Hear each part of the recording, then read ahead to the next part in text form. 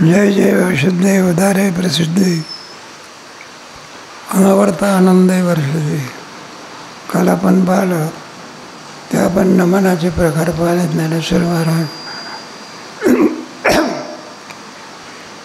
आपल्या कोणत्याही गोष्टीचा आरंभ करायचा असला म्हणजे अगोदर नमन करावं लागत असे.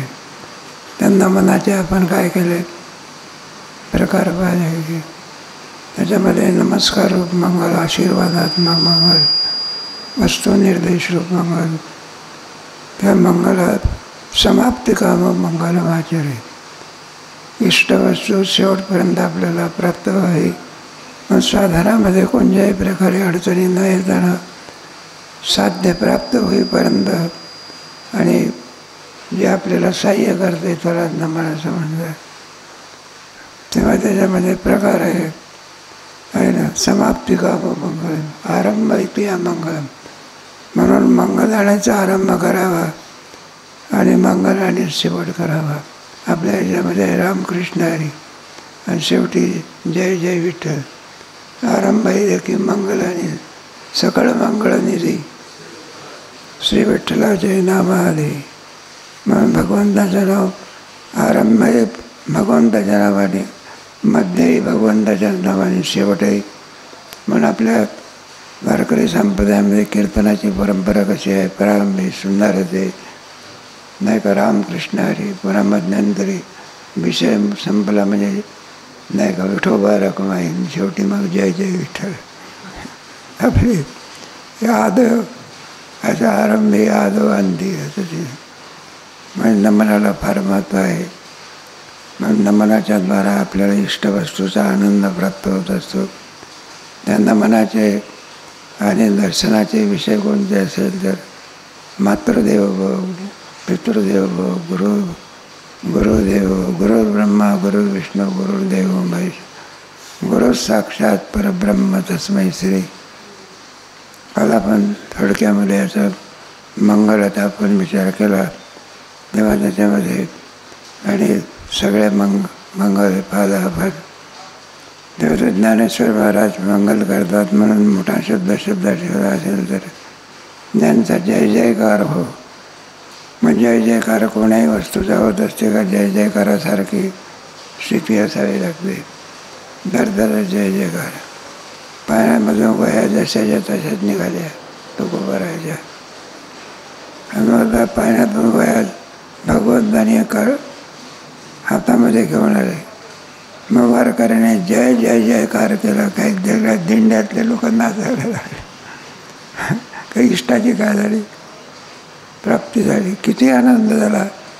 म्हणजे त्या आनंदाची जोडा हे नथुबा. एक गोष्ट सांगायचं तर जोग महाराजांनी आणि मानभावाचा खटला काय झाला जिंकला बघा.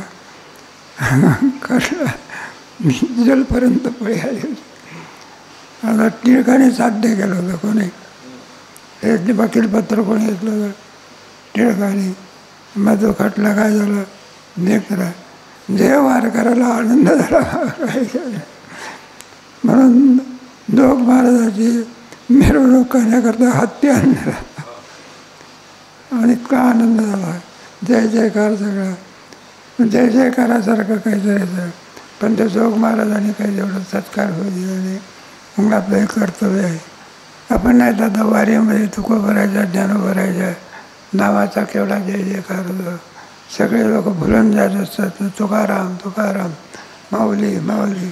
लहानचं पोरग हे मग बायासुद्धा माऊलीचं भजन करत चालतात ना. तुम्ही पाठी पाठीमागे बघा नाही का तुमचे टाळ वाजे, मृदंग वाजे, मुंजूळ वाजे, लहान माऊलीची पालखी झाली.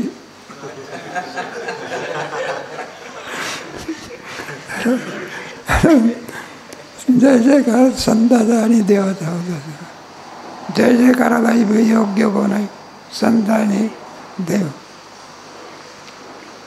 म्हणून भगवान सुद्धा संतांचा जय जयकार करत असतात, कारण ते मला प्रिय असतात, काय असतात प्रिय असतात. म्हणून संतांचे गुण गाण्यामध्ये देवाला सुद्धा काय वाटतं, आनंद वाटत असतो. तात्पर्य मग इथं ज्ञानेश्वर महाराज आपल्या गुरुचं नमन करतात. जय जय व शुद्ध. आपण पाहिलं की जय जय व शुद्ध या पदाचा विचार करते वेळी शुद्ध म्हणजे दोन प्रकारचे पाठ आहे. जय जय व शुद्ध, जय जय व सिद्धे, दोन्ही पाठ. तुम्हाला जसं लावायचं असेल तसं लावा. सिद्ध म्हटल्यानंतर सिद्ध वस्तू एकच आहे, एकमेव द्वितीय ब्रह्म, नेहा नानास्ति किंचन. तेव्हा सर्व तत्वाचा विचार करता करता शेवटी एकच तत्व शिल्लक राहत असते, आणि त्याला म्हणायचं ब्रह्म. त्याला ब्रह्म का म्हणतात वगैरे तो प्रश्न सोडून द्या. म्हणून एकच तत्व आहे, ते स्वयंभू आहे. कोणतं आहे? स्वयंभू आहे का? स्वतः सिद्ध आहे, त्याला अन्याची अपेक्षा नाही. सूर्याच्या ठिकाणी प्रकाश आहे, तो आणावा लागत असतो का? स्वतः सिद्ध आहे. म्हणून स्वतः सिद्ध असणारं जे एकमेव द्वितीयम, एकम एवम अद्वितीयम, एकम या पदाने स्वगत भेद जातो. एवम म्हटल्यानंतर सजातीय भेद जातो, अद्वितीय म्हटल्यानंतर विजातीय. एकमेव द्वितीयम ब्रह्म, स्वगत सजातीय विजातीय भेद. देश काल परिच्छेद शून्य, देश परिच्छेद नाही, काल परिच्छेद नाही. असा देश नाही, देश त्याच्यावरच भासतो. अशी जागा नाही विठ्ठलाच्या इष्टही भरला भरला. म्हणून असं जे त्याला ब्रह्म का म्हणतात? ब्रणात ब्रह्म असं म्हणतात. निरपेक्ष व्यापक. जगत जरी असेल तरी सापेक्ष व्यापक आहे, एकेकाच्या दृष्टीने आणि सापेक्ष असते नाही का. जमिनीच्या दृष्टीने पाणी व्यापक आहे नाही का. समुद्र किती व्यापक आहे. ज्ञानेश्वर महाराजांनी सांगितलं ना, परमात्म्याची लीला आहे म्हणणे पृथ्वी विरत नाही, नाही तर समुद्रामध्ये ढेकूळ असल्यानंतर विरतात सगळं ते. म्हणून त्या समुद्रामध्ये ही पासूची ढेकूळ याचा म्हटलं आहे. यावरून समुद्र केवढा असला, आणि तो समुद्र हे देखील आहे ना, तर त्याच्यामध्ये त्याचा हे लागत नाही. मग तेच त्याहीपेक्षा किती पटीने सांगता येईल, त्याच्यापेक्षाही सुद्धा वायू असं आहे ना. आकाशापर्यंत जरी गेले तरी कोण आहे? वायू आहे की. समुद्रात सुद्धा काय ते सायन्स असते, त्याच्यामध्ये केमिस्ट्री असते, त्याच्यामध्ये याचा थोडा अधिक आहे. पाण्यापासून पृथ्वी कशी झाली, तेव्हा ते पाणी असताना त्याचे 3 प्रकार असतात. एक पाण्याचीच वाफ होत असते, प्रवाहित असेल त्याला काय म्हणायचं, जे प्रवाहित 2 भाग. आणि तिसरा अति थंडी जर केली तर त्याचा बर्फ निर्माण होतो. बर्फ म्हणजे घन भाग नाही का. बसून आपण बाजूला एखाद्या ऊसाच्या ठिकाणी रस घेण्याकरता गेलो म्हणजे म्हणता, हे बाबा जास्त बर्फाचा ढेकूळ टाकायचं. तर 3 प्रकार केले आहे विज्ञानशास्त्रामध्ये. अतिउष्णता लागली तर पाण्याची काय होते, वाफ. आणि आहे त्या स्वभावात असतं ते पातळ असते. आणि अति थंडी पडली तर हिमालयाचा प्रवास करतात म्हणजे बर्फाचे कडे काय होतात, पडत असतात. जाऊ द्या, कोणत्याही पदार्थाचा विचार आपण करायला लागलो तर शुद्ध या पदाचा आपण विचार करतो. असं सिद्ध तत्व जर कोण असेल तर त्याला ब्रह्म असं म्हणतात. स्वयंभू आहे ते. काय आणखी आपल्याला काही हे त्याला निरपेक्ष व्यापक म्हणतात. म्हणून ब्रह्म हे किम स्वरूप आहे, निरपेक्ष व्यापक. परमात्मा किम स्वरूप आहे, तो निरपेक्ष व्यापक आहे. आणि बाकीच्या एक होऊन एखाद्या विद्यार्थ्याला 45 मार्क मिळाले, मग त्याला विचारलं, म्हणला तुला पहिला नंबर का आला तुझा? ते म्हणायला लागला बाकीच्याला 43 तर 44 मिळाले, त्याचं सापेक्ष मला कळालं. 45 मार्क मिळाले मला पहिला नंबर, आणि 46 मिळाले असते तर त्याला पाहिजे. त्याला सापेक्ष भाव म्हणतात. ब्रह्मस्वरूपाच्या ठिकाणी सापेक्ष भाव काही निष्ठभ्यामिदं कृष्णमेकंसेन एका अंशावर सदया अंशावरती हे संपूर्ण ब्रह्मांड आहे. जेव्हा ज्याच्यापासून हे सगळं उत्पन्न होत असते, ज्याच्या ठिकाणी जे सर्व राहते आणि ज्याच्यातच लय पावते, असं जे अंतिम तत्व त्याला ब्रह्म येतो. वायुमानी भूतानी जाईन हे न जातानी जीवंती तत् संविशंती तत् ब्रह्मा सत्तत्वमसी श्वेतकेतु. असं असलेलं जे ब्रह्मा तुझ्याहून भिन्न नाही, मग तू ब्रह्माहून भिन्न नाही, तू जाऊन तत्वमसी मा सतत्वमसी श्वेतकेतु. तत्वमसी काय करतं ते भेद सगळे घालून टाकतं. अज्ञान भेद निर्माण करतं. अज्ञान हे भेद काय करते, ऐसा ज्याचा विश्वदेव सत्यत्व देवतया जवळी तुका म्हणे भेदाभेद. असं जे अंतिम तत्व आहे आणि ते तत्व सिद्ध स्वरूप असल्यामुळे सिद्ध या पदला होता. शुद्ध पदला लावायचं असेल तर त्याच्यासारखं पवित्र दुसरं कोणी नाही. पवित्राणाम अपवित्र वस्तूला पवित्र करण्याची शक्ती ज्याच्यामध्ये असते त्याला खरं पवित्र म्हणतात. संतांच्या सान्निध्यामध्ये अपवित्र अपिचेत्सु भजत अनन्यभा.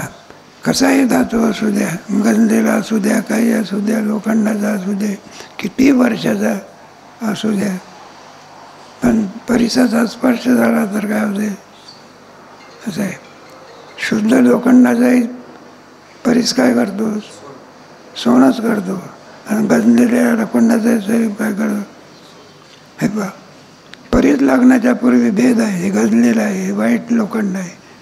आणि परीस लागल्यानंतर मग भेद तो का म्हणे गेला वाद अभिचेतू दुराचार. मग त्याचं पूर्व आज व्हायचं नसतं, का परीस लागला आहे.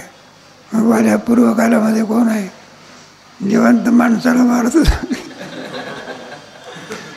आणि पुढे एक कालाचा कुजितम राम रामेची मधुरम मधुर अक्षरम आरोग्य कविताम शाखाम बंदे केले रामायण. एवढी योग्यता प्राप्त झाली आहे ना. रामायणामध्ये प्रसंग आहे ना, तेव्हा सीतेचा आग्रह असतो. भगवान सीतेला म्हणतात ना, तुझा आग्रह आहे बघा. माझा दुसरी उर्मिला सुद्धा आग्रह करायला लागली, लक्ष्मणाची मंडळी. तर म्हणलं रामाच्या बरोबर सीता जायचं, तुमच्याबरोबर मी यायला काय, आम्ही एकमेकीला काय करू, सहाय्य करू की. मग ते भगवंताने लक्ष्मणाला सुद्धा आवडलं बघा. म्हटलं बरं आहे की बाईला बाई माणसाला. पण हे सगळे रामाला विचारायला. म्हटलं दादा आमच्या मंडळीची अशी इच्छा आहे, आम्ही काय करू, यावं म्हणून. तुम्ही सीतेला आहे म्हणून सांगितलं. म्हटलं हे पहा आताचा निर्णय मी करीत नाही. म्हणला निर्णय करू तुमचा केव्हा. म्हणला ते वाल्मिकी रामायणाला. आणि वाल्मिकी रामायणामध्ये कळलं फक्त तिघच कुठे गेले बरं, राम लक्ष्मण आणि सीता. भगवंताने सांगितलं म्हटलं वाल्मिकाने लिहिलेलं आहे, 3च्या शिवाय दुसऱ्याला जाता येत नाही.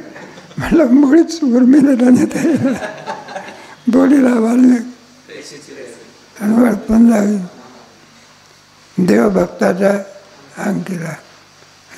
म्हणून ते रामायणात जसं सांगितलं असेल, ही शक्ती कशामुळे आली, अगोदरचा पूर्व इतिहास कसा आहे आणि आताचा इतिहास कसा आहे. परीक्षा लागल्यानंतर सोन्यात भेद राहत नाही. मग तसंच आहे. तात्पर्य कशाकरता सांगितलं असं शुद्ध, इतकं पवित्र. शुद्ध या शब्दाने ब्रह्म घ्यायचं, पवित्र या शब्द, शुद्ध या शब्दाने पवित्र शब्द घ्यायचा.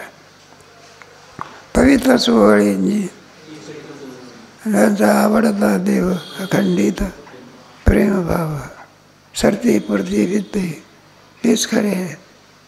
तेव्हा तात्पर्य कशा करता आहे म्हणून इतके पवित्र असतात. त्या पवित्रामध्ये प्रकार आहे ना, गंगा पवित्र, हिमालय पवित्र, पवित्राचे शब्द विचार. काशी काय पण यांच्यामध्ये पावित्र्य आहे मान्य त्याच्यामध्ये पूर्णत्व प्राप्त करून देण्याची शक्ती नाही.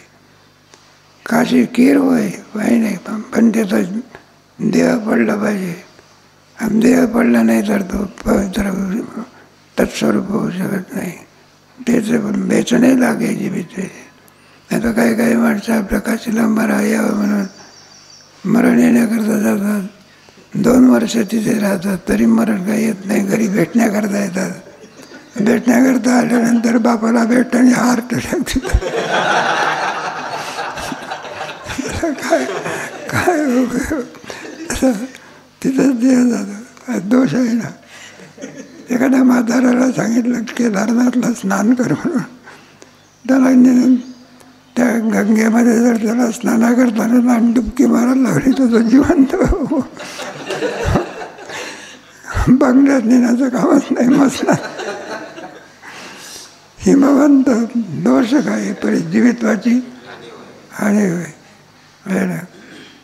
काय एकेकाचं गंगा पवित्र आहे पण त्यांचं म्हणून पद्माच्या बाबतीमध्ये कोण आहे? परमात्मा आहे. असं आहे.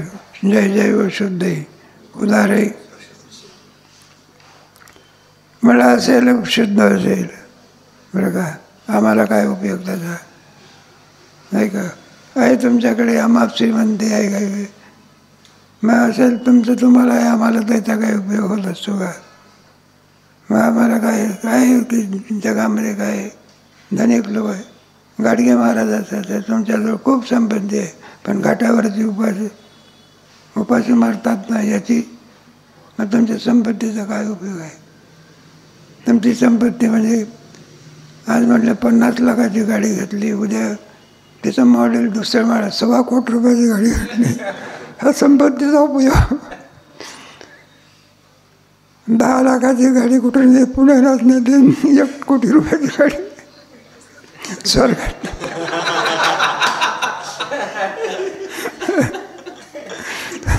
पैशाचा उपयोग कसा करावा याचं काय पाहिजे बाबा सांगतो बघा. आणि असाच एकादशी झाली म्हणजे मग द्वादशीला मजा आहे.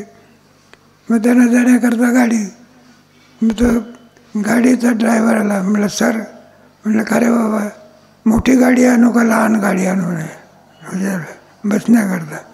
मामा म्हटलं ते मोठी आण का लहान आहे, आम्हाला पुण्यापर्यंत नेऊन पोहोचू.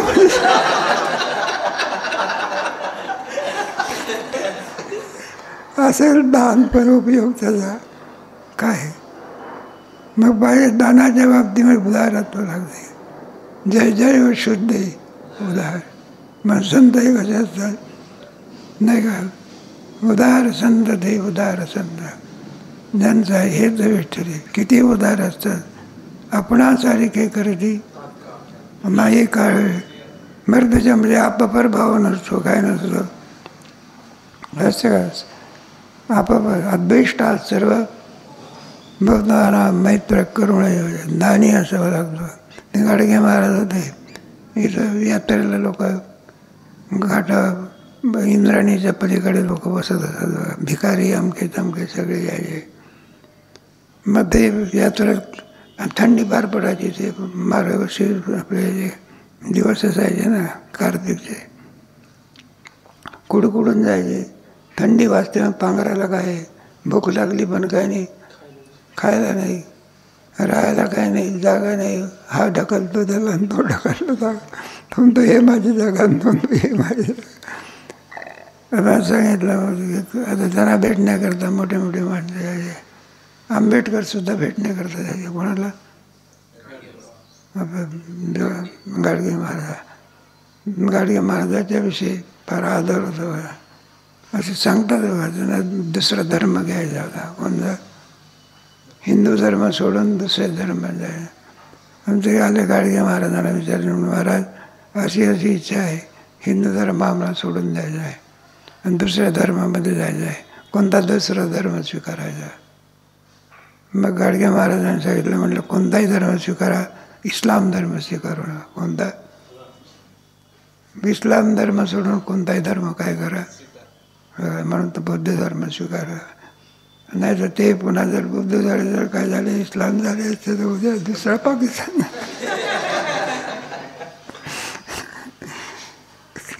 माई दांडे, माई आंबेडकर नाव होतं त्यांचं, जाऊया.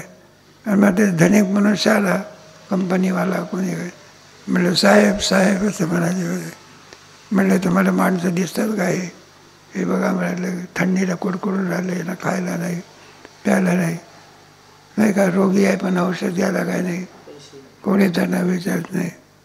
मग म्हटलं तुम्हाला काय कमी आहे? कंपनीचे काय मालक आहे, तुमच्या घरच्या लोकांनी वापरलेले कपडे जरी यांना जर पाठवले तर म्हणलं संतुष्ट होते. त्यांच्या शब्दाचा प्रभाव, त्याचा परिणाम असा हरकरक्षामुळे 600 आपल्या गाठ्या कपडा पाठवला होता. जे का रंजले त्याची म्हणे जो आपले तोची साधू ओळखावा. म्हणजे संपत्तीचा उपयोग केवळ आपल्याकरताच करायचा असतो की अन्याकरता? फारच झाला तर मनुष्य आपल्याकरता करतो, स्वतः करतो, फक्त कुटुंबाकरता. त्याचं विश्व केवढं असते. करीला उपकार कोणावर करतो? घरच्या लोकांवर, मित्र करता करतो. पण संतांचं हे विश्वची माझे आणि श्रीमती दयाची स्थिर. मग त्यांचं परिच्छिन्नता असते का व्यापकता असते? म्हणतात त्यांचा सगळा परोपकार म्हणजे काय असतो? हे विश्वची माझे ऐसी मती दयाची स्थिर, नाही का? दैवी संपत्तीच्या ह्याच्यामध्ये 17व्या अध्यायामध्ये भगवद्गीतेच्या दानाविषयी सांगितलेलं आहे. म्हणतो काय तोंड पाहून दान करत असतो का? म्हणून संतांच्या उदाराचं केवढं वर्णन करावं.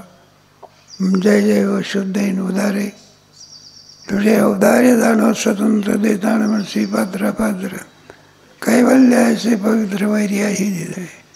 जो कनकाची आदाना साने थोर, मोक्ष देण्याच्या बाबतीमध्ये परमार्थ सनकाधिकाचे निमाने तो सावृज्य सौरश्रुती झाला पतळे, आणि ते विषयाचे निपाने मारू आहे. पण याहीपेक्षा दातृत्व कोणाचा मोठा असेल तर संतांचा आहे. परमात्माचं दातृत्व घेसी तेव्हा साहसी. ह्याचं मामा म्हणाल माझे बा म्हणलं आमच्या घरचं लहान पोर काय करतं? म्हणलं आपले दुकानदार बाबा मोठा उदार आहे. दुकानदार बाबा काय पेपरमेंटच्या गोळ्या देतात, ते पोरं नाचतात. त्याला विचारलं, म्हटलं अरे दुकानदार पेपरमेंटच्या गोळ्या देतो, काही घेतो का? पैसे घेतो का? आता काय उदार घेसी देवा साहसाचे काय देवा रोखू मग मुष्टीभऱ्या पोळ्यासाठी मन केले. आणि मग ते स्वर्ण सोन्याची लंका दिसली. पण संतांचं कसं आहे, घेशी तेव्हा देशी का? मग त्यांच्या ठिकाणी दानाचा उपयोग आणखी कुणाकरता करत असतात. आणि सगळ्यामध्ये श्रेष्ठ दान कोणतं असेल? भूक. संताचे वचन भारी आणि मिष्टान्न ते भूक. अन्नदानही आहे पण ते काय फक्त भूकच निवृत्त करते असं आहे. पण संतांच्याकडून मिळणारं ज्ञानाचं दान असते. ते दान काय करते? जन्ममरणाची परंपरा काय करते? टोकत असते. काय करे बिचारले काय काय ना नको प्रमाण आहे बघा. किती देत असतात त्याच्यावरती. आपले पदी कृपा कटाक्षने आळली आपले पदी. बाप रखमादेवर विठ्ठले भक्तादी दिले वरदान. असं दान देण्याच्या बाबतीमध्ये इतरही असेल पण संत इतकं ज्ञान कोणी देऊ शकत असते का? या ज्ञानाचं म्हणून किती उदार असतात. संतापरीस उदार त्रिभुवनी नाही थोर. उदार आहे प्रसिद्ध आहे. ज्ञानोबराच्या बाबतीमध्ये तुकोबाराची गोष्ट सांगतात ना, तेव्हा हे भजन करायचे. थोडी तक्रार केली लोकांनी, म्हणले तुकोबार आहे हे आणखी आम्ही काही यांना भजन करू नका म्हणता, पण ग्रस्ती असल्यामुळे संसाराकडे काय दिलं पाहिजे? लक्ष दिलं पाहिजे नाही का? गृहस्थी आहे, गृहस्थाश्रम आहे, पैशाच्याशिवाय गृहस्थाश्रम आहे. म्हणलं तुकोबर आहे, तुम्हाला आम्ही एक युक्ती सांगतो. म्हणलं तुमचा संसारही चांगला होईल, तुमचं भजनही चांगलं होईल. म्हणायचे पांडुरंग भावाने आज बांधकाम केलेलं आहे त्याच शेतामध्ये बघा, आणि त्या शेतामध्ये राखण्याकरता कोणाला दिलं? तुकोबर आहे. 4 चाहते मंडळी झाली. म्हणजे खुशाली इथे बसून काय करायचं, आणि पक्षाचं काय करायचं, रक्षण करायचं. त्याची कथा सांगताना बरं आहे म्हणायला लागले, तुकोबर आहे तिथं जाऊन पक्षाचं काय करायचं, भजन करायचं, अंत हाकलायचे नाही, काय करायचं. कणसावर बसल्यानंतर ते दाणे काय मग आहे काय, पक्षाचं काय करायचं. म्हटलं दाणे नाही खाल्ले तर मरतील ना.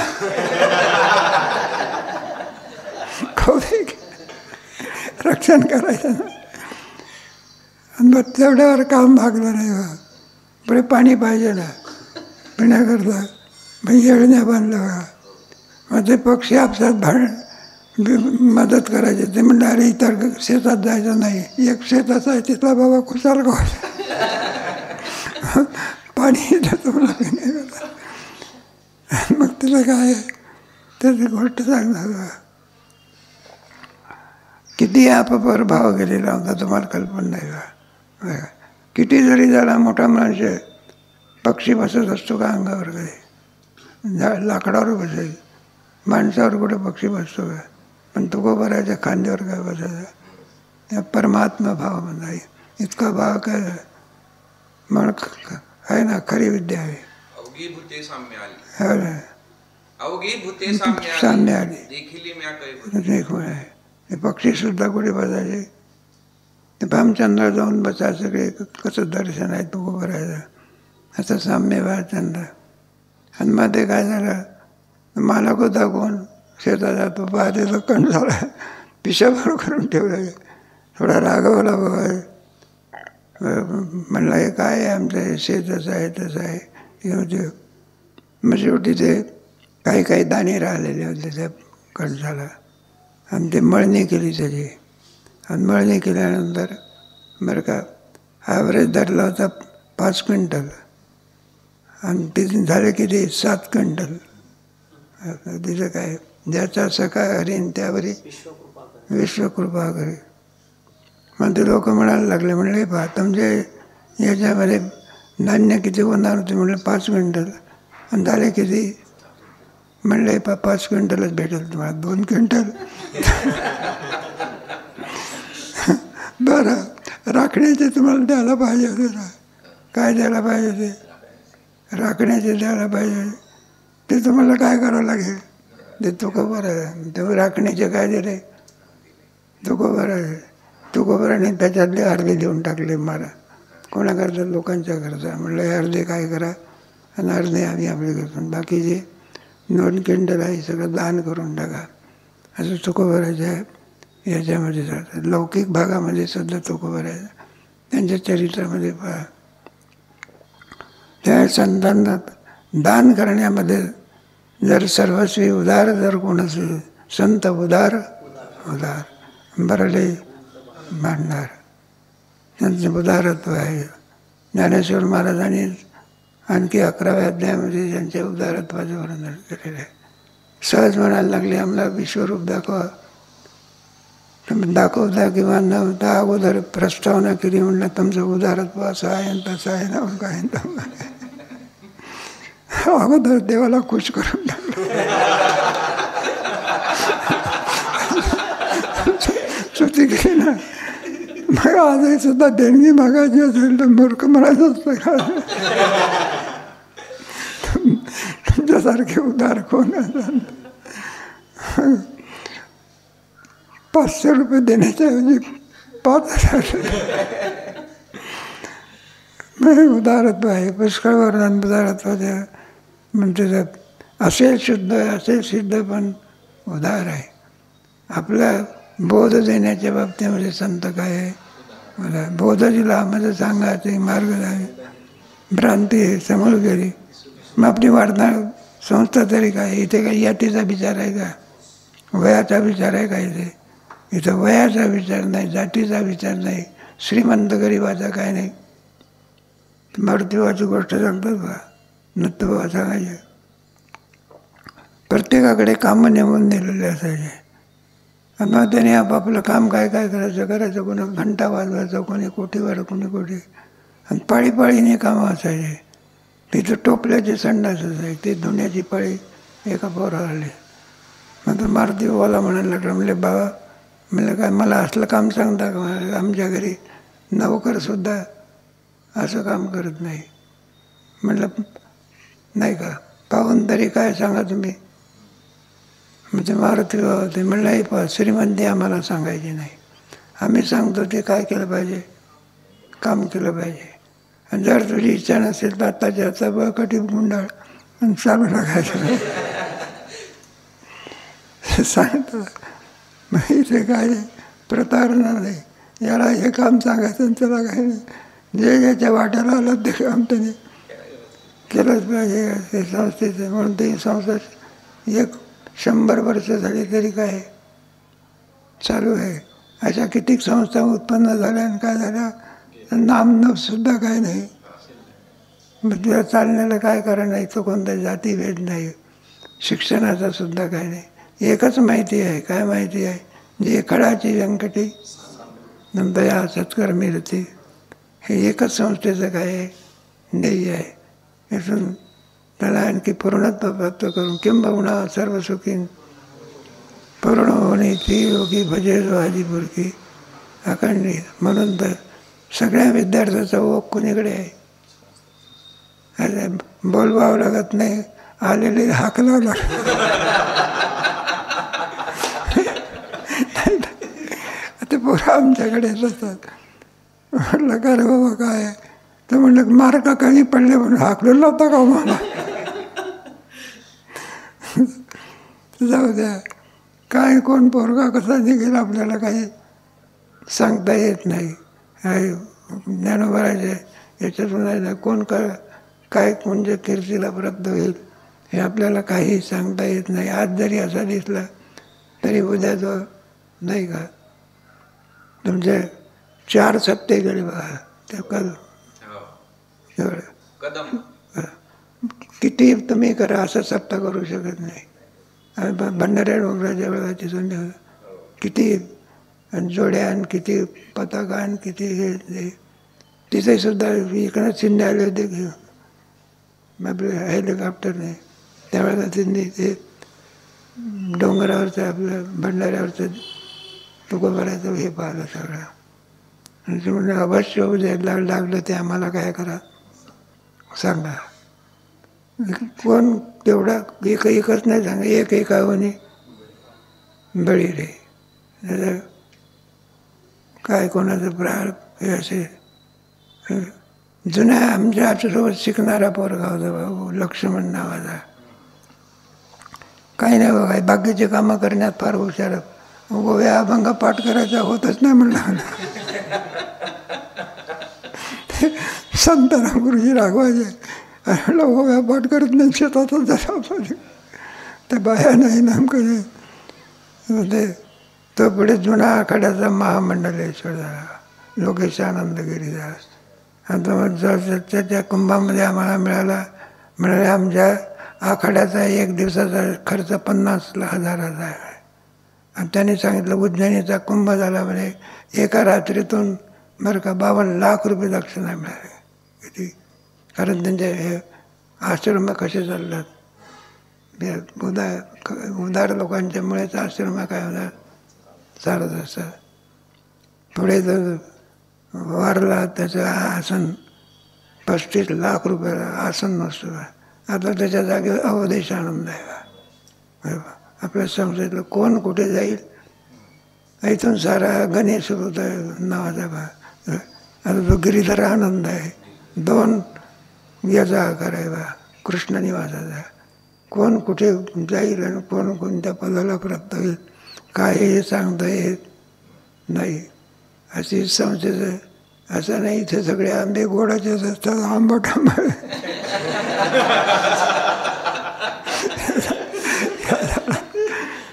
फळाचा आणि चंदनाचं झाड आहे कशाचं, याला काही केलं तरी सुगंध काय होणार. जाऊ दे, आपलं दानावर चाललेलं होतं. उदारे प्रसिद्धी अनन्वर्ता आनंद वर्षती. आनंदाचा काय करतात, किंबहुना स्वयं जीवात्म्याची लागे त्याचे होय ध्याना सुख. सगळ्यात दुःखाचा काय पडत असतो, विचार पडत असतो. एक आनंदाचे हे सांगितले. तेव्हा अनवर्त आनंद वर्षती आहे. त्याचं वेदांतशास्त्राच्या दृष्टीने, भक्तिशास्त्राच्या दृष्टीने आनंदाचं स्वरूप जर कोणाचं असेल तर वेदांतशास्त्र ब्रह्मही आहे. असं ब्रह्म एकम स्वरूप सद्रूप चिद्रूपाने. जिथे जिथे आनंद होत असतो तो आनंद त्या उपाधीचा नसून कोणाचा आहे, ब्रह्माचा आहे. ब्रह्म जर आनंदरूप नसतं तर कोणत्याही करून तुम्हाला आनंद प्राप्त झाला नसता. साखर जर गोड नसती, गोड म्हणून पदार्थ तुम्हाला अनुभवाला आला, मग साखर कशी आहे. साखर म्हणजे जिथे जिथे गोडी आहे तिला साखर म्हणा. साखर म्हणजे उसाची काढतो तेवढीच साखरचा अर्थ नाही बरं का. फळामध्ये सुद्धा काय असते गोडी, त्याला साखर म्हणतात. डायबिटीज आल्या माणसाला बाकी म्हणलं आम्ही साखरेचा चहा पित नाही, पण आंबे खातो याची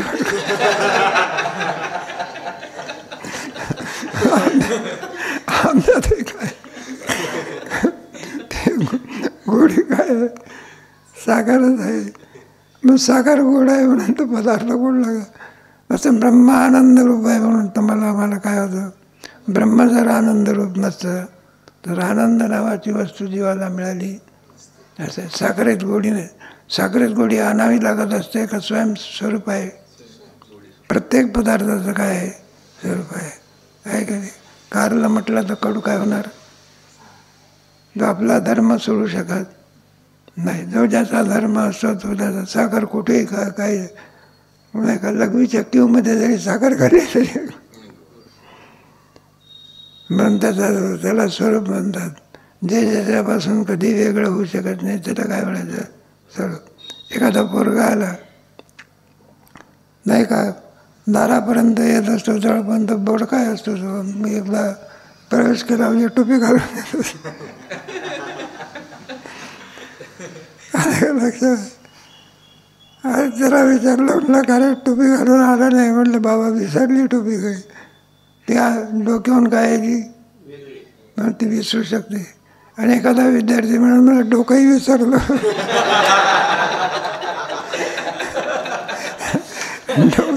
डोकं कुठं विसरणार झालंच नाही, कारण डोकंही त्याचं काय तसा आनंद आहे. ब्रह्माचं काय स्वरूप आहे. स्वरूप कशाला म्हणतात, जे ज्याच्यापासून कधी वेगळं होऊ शकत त्याला काय. काळे गोरेपणा कुठं वेगळा होऊ शकतो काय. किती जरी मेकअप केला तरी जे ज्याचं स्वरूप असते तिथंच आहे. म्हटले काय इथं सगळ्या काही लोकांचं म्हणले सगळ्या आणखी तुमच्या याच्यामध्ये सिनेमाच्या ॲक्टरच्या याच्यामध्ये इतके काय सगळे काही. अरे म्हणलं ते मुळात त्या बायासुद्धा काळ्याच असतात.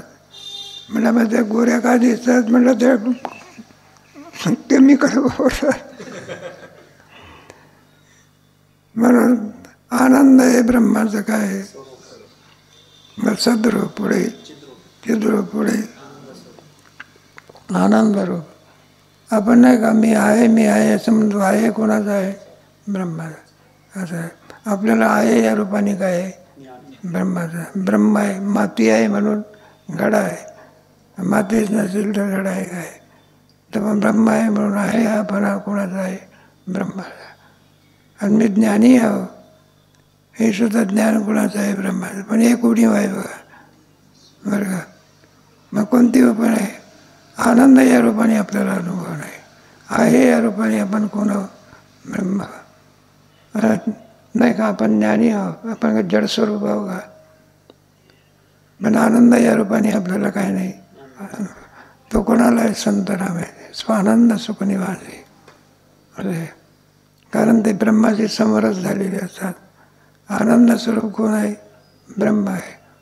आणि ते तत्त्वमसी महावाक्याच्या चिंतनाने गुरुकृपेने आपुलेपदी ते ब्रह्मस्वरूपाचे योंत सुकोंतरा रामा तथांतर ज्योतिरेवया सहयोगी ब्रह्मनिर्वाणम ब्रह्मभक्तोजी गच्छति तत्स्व चिंतने चिंतने तद्रूपता ऐक तुकामनेवाळी अंधाळी भिंडोळची सगळी मग चिंतनाच्या योगाने ब्रह्मभाव काय होतो प्राप्त होतो.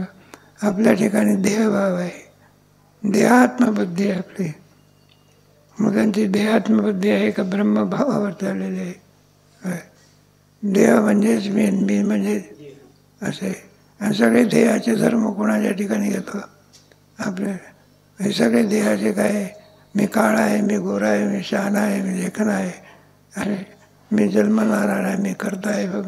हे सगळे कोणाचे धर्म, उपाधीचे धर्म आहे. एकदा ब्रह्मभावाला झाला त्याला अपरोक्ष ज्ञान म्हणतात. परोक्ष ज्ञान हे गुरुकडून, संताकडून, शास्त्राकडून आपल्याला होत असते. आणि त्या परोक्ष ज्ञानाचं रूपांतर अपरोक्ष ज्ञान दहावा आहे. आणि तोच किम स्वरूप आहे, दहावा आहे. रडणं काय झालं, संपलं. त्याप्रमाणे सर्व धर्म कुणाचे, उपाधीचे धर्म आहे, नाही का. आत्मा कुठे मरत असतो, जन्माला येत असतो का. मग हे सगळे धर्म कुणाचे, शरीराचे आहे. शरीर हे जन्मच असते, शरीर अर्धी अस्ति जायते वर्धते हे परिणमते अपक्षीयते विनश्यते. सगळे धर्म. सगळ्या दुःखाला काय नाही, शरीर दुःखाचे कोठार, शरीर रोगाचे भांडार, शरीर दुर्गंधीचे तारंदाई अपवित्र शरीर आहे. हे तात्पर्य ब्रह्मस्वरूपाला. आणि या देहामध्ये देहीच विदेही अस्वयसा कोठे, देहीच विदेही बघितशा. देहातच आहे, पण कोणत्या बोधाने आहे, देहाचा आणि माझा काहीही संबंध नाही. अशा कोणाशी समरस झालेला आहे त्याला बाध समानाधिकरण म्हणतात शास्त्रामध्ये. बाध समानाधिकरण म्हणजे एखादी मुलगी असली, अगोदर तिचं शरीर बापाशी तादात्म्य असते, कोणाशी, घराशी, बाबाशी, सगळ्याशी काय असते, तादात्म्य असते. आणि पुढे कल्पना करत लग्न झालं, गरिबाची मुलगी आहे, कोणाची, गरिबाची. आणि पटली बा श्रीमंताच्या मुलाशी, राजाच्या मुलाशी पटली. आणि लग्न झाल्यानंतर तुझी गरीब राहिली का, नाही का. बेतकोटपर्यंत आहे, जोपर्यंत मधला पडदा आडवा होत नाही. आणि एकदा पडदा बाजूला झाला की आता ती गरिबाची मुलगी झाली का राणी झाली. जेवढी इस्टेट यजमानाची आहे, सगळ्या इस्टेटीची का झाली, किती वेळात. दुर्भागाची कांदा नावदशानी वाली झाली त्याची, म्हणजे त्याची समरस झाली. मग ती काय करते, बापाच्या सगळ्या धर्माचा काय करून टाकते, ना. आता बापही म्हणतो आजवर होती, पुढे झाली. तुम्ही झाले ते कारभार झाले. मग सगळी जबाबदारी कोणावर आली, स्वीकार केल्यानंतर सगळी जबाबदारी कोणावर आली. मग त्याच्यावर किती वेळा झाली याला पाहिलं, नाही का. मग सगळ्या वडिलाच्या धर्माचं आता पूर्वी आणखी बाबाच्या नाव आपल्या नावाचे लावत होते, आता बापाचं नाव लावते का. मग कोणाचं लावते, जो कोणी उपरसोमध्ये त्याला बाल समानाधिकार. तसा देहधर्माचा सगळा काय होतो बा. आणि कोणाची हक्की भावते, मी वासुदेव कळो येईल विचार नाही. आनंदाशी मग आनंद कोणामुळे प्राप्त होत असतो, संतांच्या. कारण ते या आनंदामध्ये असतात. आणि जो त्यांच्या संगतीत प्राप्त झाला त्यालाही तो जातो. समर्थाचे भोजन आहे, तळीला वेळ द्या.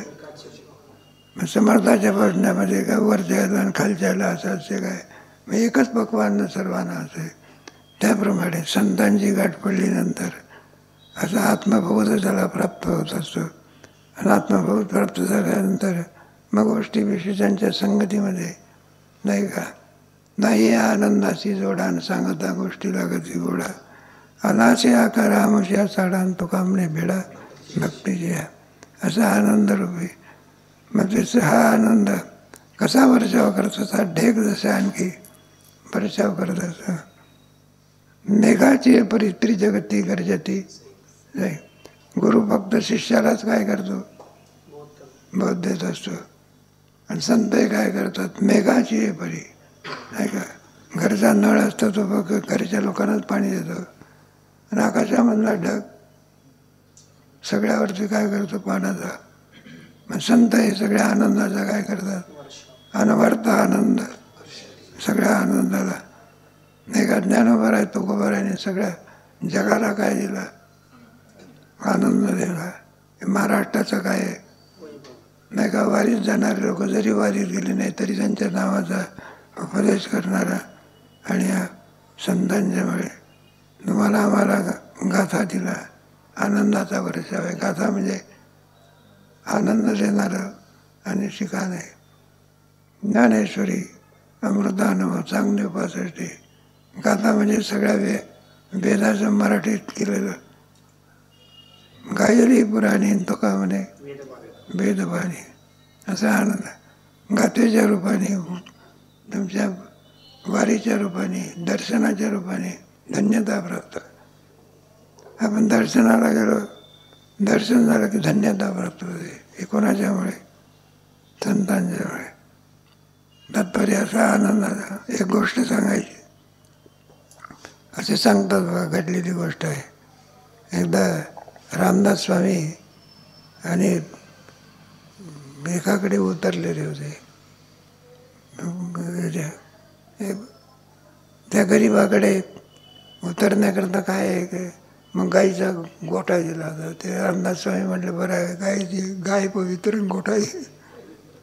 मग तिथं उतरले ना. गरीब मनुष्य, अत्यंत गरीब येईल. मुलीचं लग्न करायचं आहे पण काय नाही, पैसा नाही. मुलाची मुंज करायची आहे पण काय नाही, पैशाची अडचणी. मग तिथे हैदराबादमध्ये केशव स्वामी नावाचे त्या सिद्ध पुरुष होते. आणि त्यांचं काही कीर्तन झालं. त्यांनी सांगितलं की आम्हाला असं कळालेलं आहे रामदास स्वामी आलेले आहे म्हणून. आणि जो कोणी रामदास स्वामीची गाणं काढून देईल त्याला जे मागेल ते देव. ही वार्ता त्या ब्राह्मणाने काय केली. आणि त्याच्या घरीच कोण होते. मग त्याने आपले पाय धरले, महाराज असं असं आहे म्हणलं. त्यांची गाठ मिळाली तर असा आनंद आहे वगैरे. मग रामदास स्वामी तयार झाले. पण त्याने सांगितलं मग एका अटीवर येतो, काही मागायचं म्हणलं.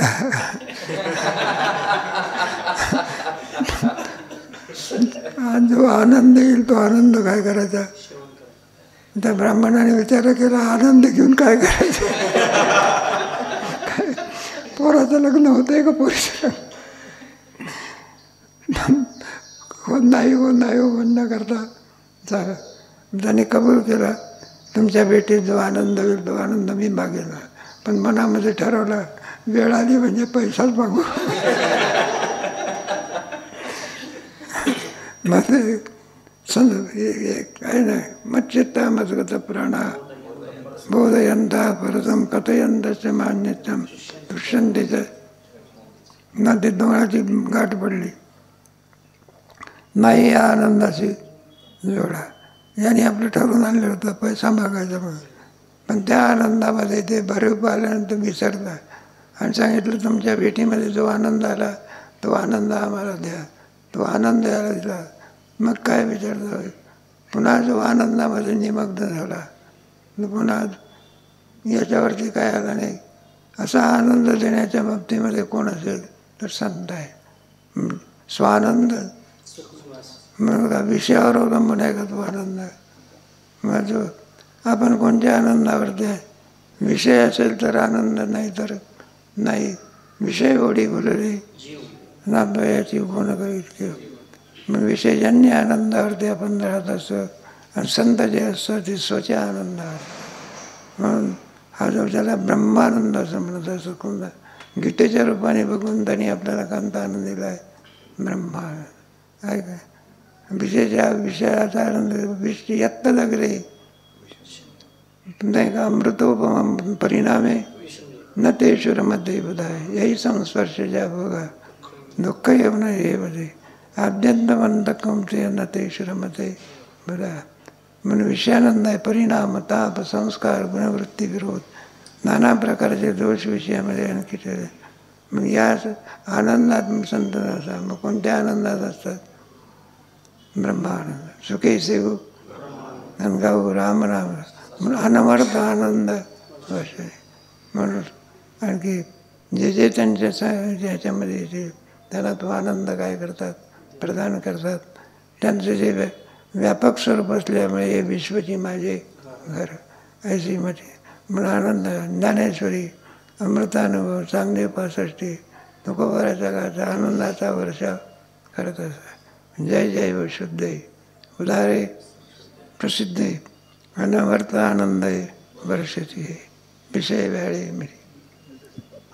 पुढं आणखी ज्ञानेश्वर महाराजांनी नमनामध्ये गोड असा आणखी संदेश तुम्हाला मला दिलेला आहे. त्याचा विचार कधी करू? काळ सारावा एकांत इथंच थांबू आपले.